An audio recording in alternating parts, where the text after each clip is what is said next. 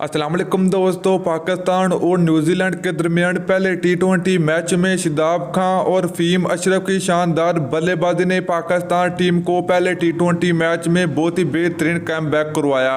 तो दोस्तों आइए आपको इस वीडियो में बताते हैं कि पहले टी20 मैच में पाकिस्तान क्रिकेट टीम ने न्यूजीलैंड क्रिकेट टीम को पहला टी20 मैच जीत के लिए कितने रन का टारगेट दिया और फ़हीम अशरफ और पाकिस्तान टीम के न्यू कैप्टन शादाब खान ने कितना स्कोर बनाया। मुकम्मल तफसील आप लोगों को इस वीडियो में बताएंगे। तो दोस्तों अगर आप लोग इस चैनल पर पहली मरतबा तो बराए बननी बिल्कुल फ्री में चैनल को सब्सक्राइब करके साथ लगी बेल आइकन जरूर प्रेस कर देनी है।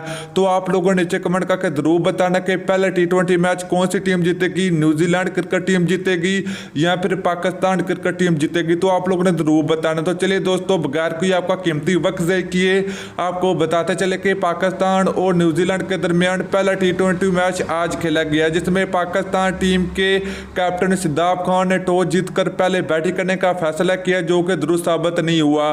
तो पाकिस्तान क्रिकेट टीम की पहली विकेट 8 रन पर गिरी। तो दोस्तों पाकिस्तान टीम की जन्म से शादाब खान ने 42 रन बनाए। पाकिस्तान टीम के कैप्टन हैं पहले टी20 मैच में। तो फ़हीम अशरफ ने शानदार बल्लेबाजी का मुजाहरा करते 31 रन बनाए। तो मोहम्मद रिजवान सिर्फ 17 रन बनाकर आउट हुए। तो इस तरह पाकिस्तान टीम ने 154 रन का टारगेट दिया न्यूजीलैंड को पहला टी20 मैच जीत के लिए।